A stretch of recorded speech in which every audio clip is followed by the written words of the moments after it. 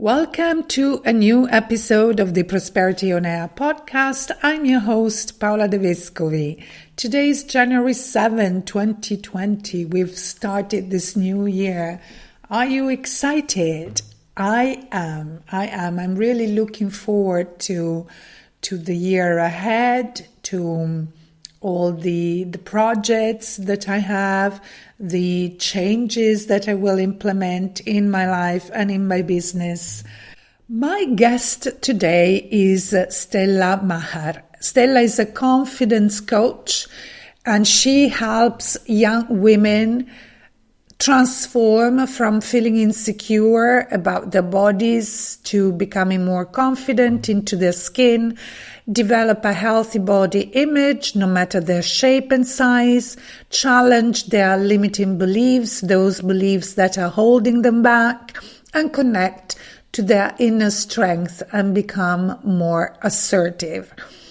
Lack of confidence is caused by so many different things, the experiences you have in life. Some of them are experiences through traumas, even if, apparently they may see no big deal, but they can have such a profound effect on you that you really experience them as traumas. Pressure from society, especially the society where we are living, where, we are constantly comparing ourselves to what we see on the social media, on TV. And when we don't fit into the images that we see up there, we develop beliefs such as, I'm not capable, I'm not good enough.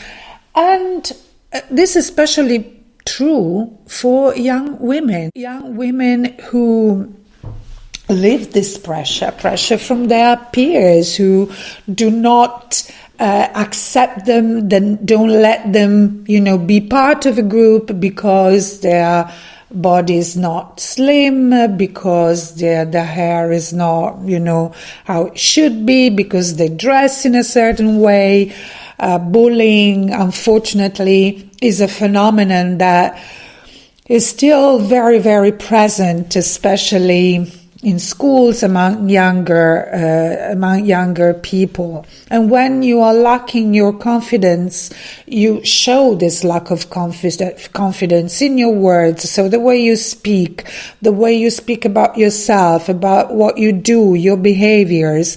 And in the most severe cases, this leads even to depression and other kind of disorders, including eating disorders. So we need to do something to help these young women. And, Stella is working in schools, in youth centers. She's really trying to help as many people as possible, as many young women as possible.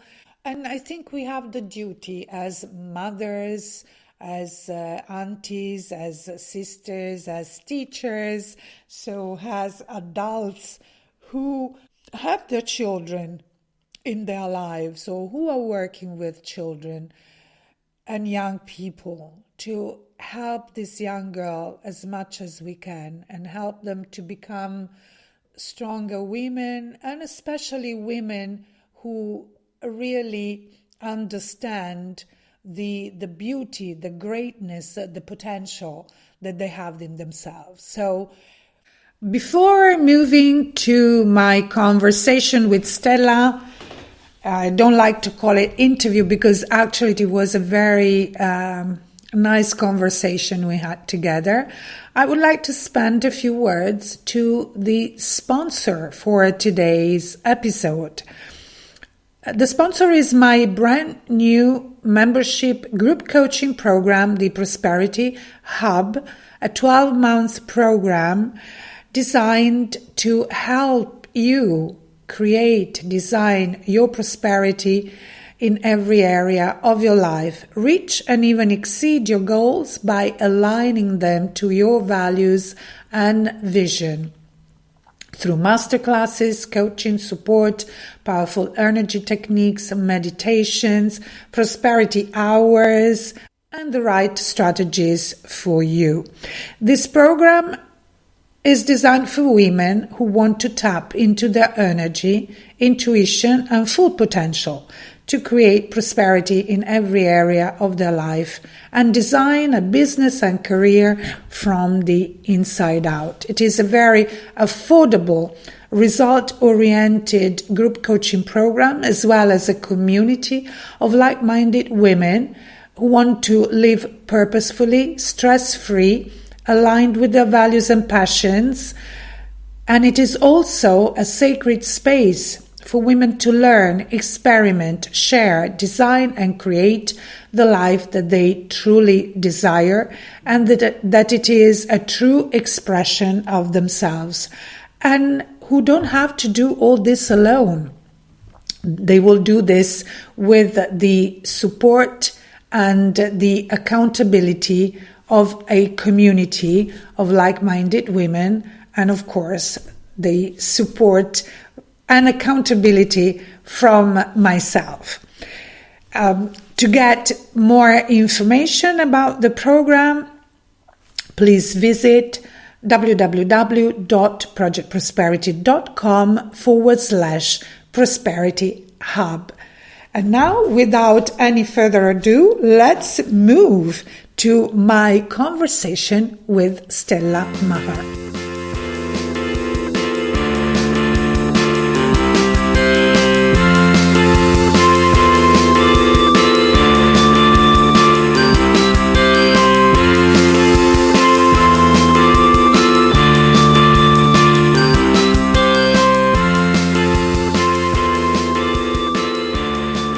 Hi, Stella. Thank you for being How are here you? with me. It's nice to meet you. Yes, likewise. It's great to see you. Yes. So I have already introduced you to my listeners, but I would like, if you tell something about yourself and what you do, who you work with. You have the floor. Yeah, so my name is Stella Maher. I am a mom. I am a confidence coach to young women. I am a speaker, a trainer, and I am also the founder of the Lioness Within Coaching. So you work with young women, Yes, I understand. I work with young women. Yes. And I like the fact that you said that you're a confidence coach. Yes. Because I think that lack of confidence is quite a common thing, especially in women. Yes. Unfortunately, it is. Yeah. And I speak from experience. And you speak on experience. Yes. So, and since we are already speaking about confidence and lack of confidence, do you see common reasons why women, especially women, lack this important element that will really make a difference in many spheres of our life? Yes, I do, particularly in young women, because a lot is expected from them. They're under a lot of pressure, to look a certain way, to act a certain way, pressure from their peers, pressure from their family, pressure from academic work, and generally worrying about their lives and their future. So this all affects their confidence, and I feel that it makes them to question who they are, and they're always constantly worrying about what other people think of them, and this also affects their confidence. Mm-hmm. And how and why did you choose to work especially with this age group? You mean younger women? Well, I decided to work with young women because of my own struggles as a young woman. When I was a teenager, I was bullied because of my appearance. I had such a hard time from school bullies. I was constantly taunted and called all sorts of names because of the way I looked, and this affected my confidence. It made me feel very self-conscious about my appearance, and I felt very insecure about my appearance. And although I came from a loving home, and I had parents who cared for me and provided for me, I couldn't talk to them about what I was going through. And I wished I had somebody I could talk to. And that's why I do what I do now, because I want to be that person that young women can come to if they're struggling with their self-esteem, with their confidence, if they're being bullied, and if they have no one to talk to.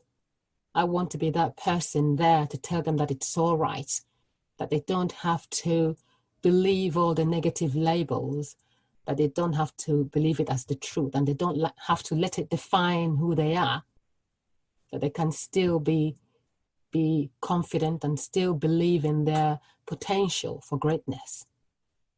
And that's why I do what I do. Yeah, and you named bullying Yes. other people, and unfortunately, this is a phenomenon that is so frequent and so common in our sadly. society. For men and women alike. Yes, for men and women girls alike. But young women are much more likely to experience physical sexual harassment than young men. Yes, but young women are also being bullied by other women, and this is the thing that sadly, really strikes me. Both online and offline bullying is being done by women equally. Yeah, sadly, yes. And do you think that this society we are living in, where the physical appearance is considered so important, maybe even much more important than other things, contributes also to all this bullying? Yes, it does. It does, as a matter of fact. Our society condones this culture that a woman is supposed to conform to a certain idealized image, an image that's been made popular by celebrities and models in both in magazines and on social media. And sadly, young women are very impressionable. They look at these images and they want to be like these people without realizing that most of them are not real. A lot of these images are touched up. Yeah. And even for the images that are not touched up in real life, celebrities do use plastic surgery and they use other ways to enhance their looks. So if it's not being touched up or photoshopped online, they are actually touching themselves up in real life. So it's very, very difficult. And because they can afford to use fillers, they can afford to touch up any imperfections that they have, and they can afford to hire personal trainers and nutritionists to help them. And when these young women who are still quite impressionable see these things, they believe them as, they see it as real, and they want to be like these celebrities, and they want to be like these images that have been touched up, and they put so much pressure on themselves, and their peers also put a lot of pressure on them to conform to these idealized images. And because we live in a culture where being big-bodied or full-bodied is not part of the equation, if you happen to have that build, you're much more likely to be bullied and made to feel bad than encouraged to fit in, if you know what I mean. So it's really difficult. Yeah. And unfortunately, this can lead young women as young as 7 to start to self-harm. They go through depression, self-harming, and eating disorders as a way of coping and trying to fit in, to cope with the pressure that they're going through. And so, how do you work with these young women? What kind of process do you help them go through? So I have a program that's called the Unleash Your Lioness program, and this is a confidence building and personal development program. It's made up of 8 workshops that runs over 8 weeks, and it's designed to help young women to completely overhaul their mindset. It's designed to help them to confront their limiting beliefs and to connect with their inner strength.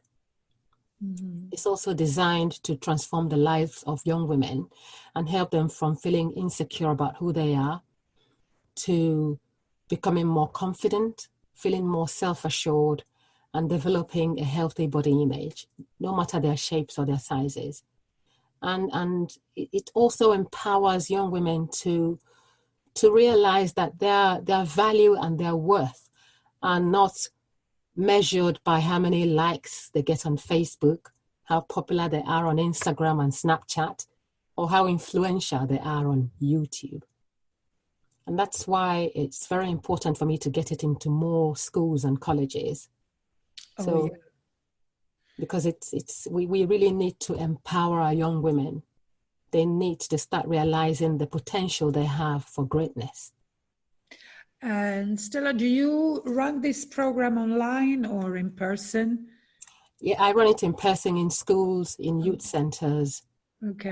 And I partner with charities as well to run the program. But I need to get into more schools.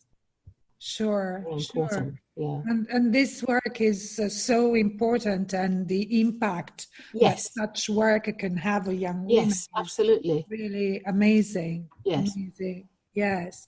So, so if you are listening to this interview, and schools. Yes, if you work in a school or you manage a youth center or you work with a charity that supports young women, I would really ask you to get in touch with me. Yes. I can be reached via my website, which is stellamaher.com. I'm also on Instagram, Facebook, and Twitter. And so what changes would you like to see that will help you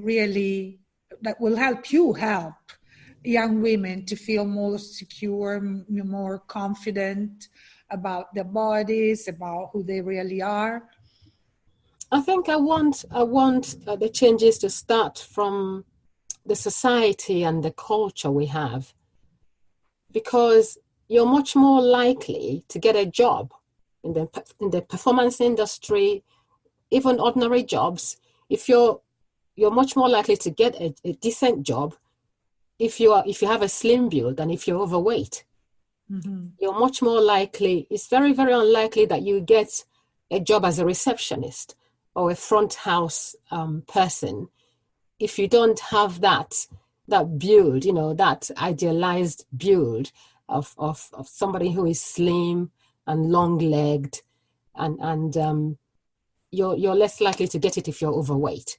So I want young women to be given more chances and not to be judged by how they look. I want, thankfully, there are now full-bodied models, but a lot more needs to be done in the areas of, particularly in the performance industry. I want to see more full-bodied singers and actors and performers and dancers, and this is not the case, unfortunately. It's something is being done slowly to start to embrace the full-bodied, young person, but it's enough is not being done. More still needs to be done. I have never seen a stocky air hostess. Have you? Have you ever seen an air hostess who is not tall and slim and and has that stature? No, I haven't. But I was thinking, about the performance industry. There are singers like Adele, for example. But they are in the minority. Yeah, they are in the minority. And I'll bet that she's been getting, going through a lot of pressure to lose weight. And even when you get there as a singer built like that, they put so much pressure on you to lose weight, to become skinny, because that's what's acceptable in such industries. And it shouldn't have to be so. It shouldn't have to be so. It's pushing a lot of young women over the edge. And something needs to be done about it. Yeah, you're right. And how are, the schools and the youth centers where you are presenting these programs responding to? I mean, what kind of impact are you able to create, or have you been able to create so far? Yes, so far, the young people I've coached that have attended my program, it's made a huge difference to their mindset and the way they perceive themselves. A lot of them tell me that they now look at themselves differently, and they've now changed the way they think. They now look at failure in a different way, because I also try to help them to see that if they're struggling, that it's not the end of the world. If they're not achieving their goals, or if they're not achieving their academic goals or tasks that they've set themselves, it's not the end of the world. With coaching and practice and hard work and support, they can get to the top, so they don't have to give up. Yeah.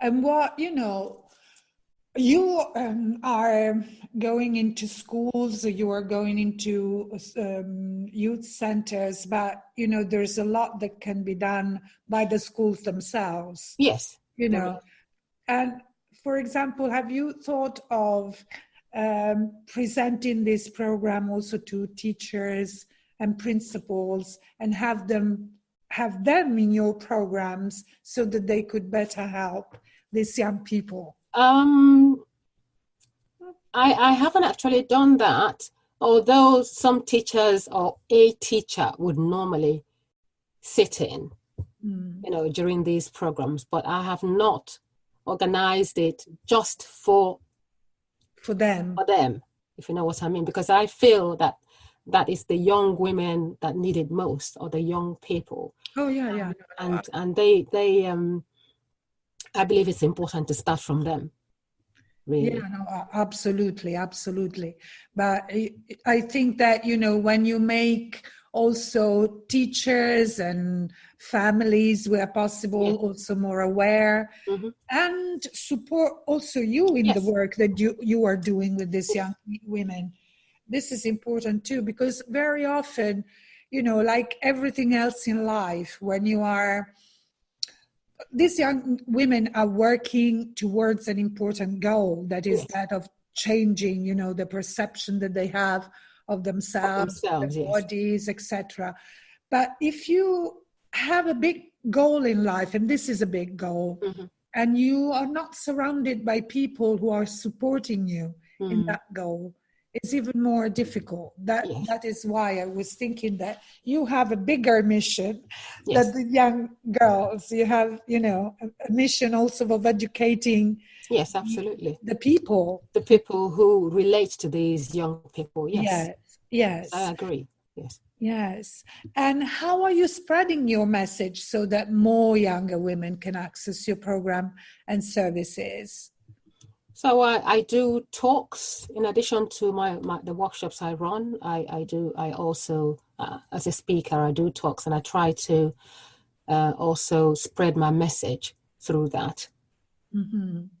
And where can people find more information about your program and about yourself? They can go to my website, stellamaher.com.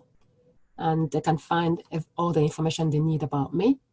They can also email me, contact me by phone. I'm on Skype, I'm on Instagram, I'm also on Twitter, and they can find all of that information from my website, stellamaher.com.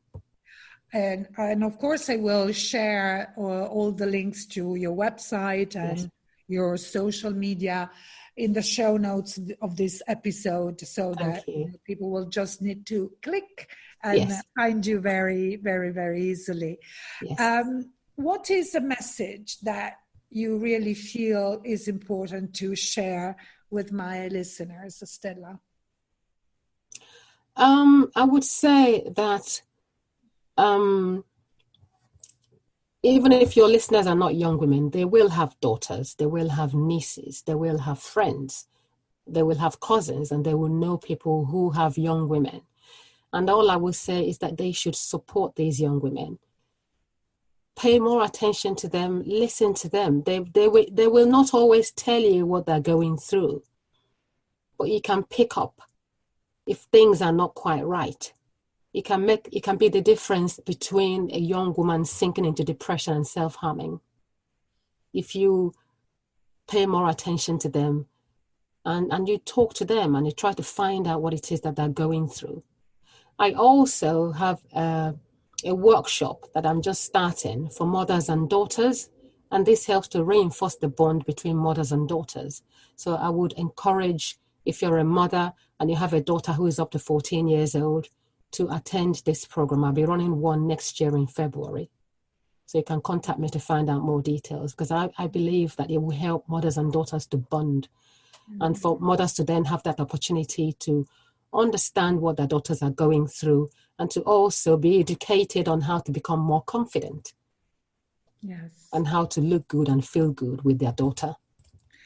Now that you were saying these things, I have a question. So what could be some of the signs, the alarming signs, if you want, that will make a mother, a teacher understand that there's something not very good going on there? Because yes, I can see some signs that maybe my daughter is not happy, she's sad, but one thing is being maybe a teenager and going through the normal mood changes and things like this. I have to say that it's quite tough. Yeah, it's difficult, because teenagers are very, very good at hiding their feelings. But if you have a daughter, your daughter, you understand, her character. When she's doing something that is out of character. Like, would she normally eat and then suddenly stop, eating? Would she normally like to hang out with her friends and suddenly stop doing that? So just observe. If you know your daughter or the young woman you live with, and you understand her character, when she starts to act out of character, you will know. You will know, and that should set your alarm going. I see. Thank you, Stella. Stella is one of the amazing speakers at the Women Who Dare to Desire conference taking place in January, on January 31st, 2020. Yes. And she will be, along with many other speakers, inspiring women who will share amazing stories. So for my listeners who are in London, I encourage you to, be there and be inspired by Stella and the other amazing speakers at the conference. And if you are not in London, maybe this can be an opportunity to plan, a weekend in that beautiful city, and at the same time, join us for the conference and be inspired. So thank you, Stella, again for being with me. And Thank you, Paula, for having me. Thank you very much. And I'm looking forward to meeting you in January in person. Likewise. I'm really looking forward to it. Thank you very much. Thank you. Thank you for having me on your podcast. I hope you enjoyed this conversation with Stella, and I'm sure you realize how important it is to be aware of the young girls in our lives, how they feel, what they are experiencing, so that we can be very alert in case we perceive some signs indicating that they might be experiencing difficulties in their lives, so that we can intervene as much as possible before what they are experiencing becomes a really huge problem. In the show notes of this episode, you will find all the links to know more about Stella and to reach her out. If you can help her, especially disseminate the beautiful work she's doing among schools and youth centers and charities. You will also find the links to purchase tickets for the Women Who Dare to Desire conference. Tickets are still available. Don't miss this opportunity to meet the daring speakers at the conference and be inspired by them. The links are all in the show notes, so just click on them to know more about the conference, about the speakers, and I'm really looking forward to meeting as many of you as possible in London at the end of January, on January 31st. I also would like to remind you that from the beginning of January until the conference, there will be 2 episodes a week of the Prosperity on Air podcast, so that I can complete the series of interviews of all the speakers who will be present at the conference. So I wish you a wonderful week, and I will see you again on Friday for another episode of the Prosperity on Air podcast. Bye for now.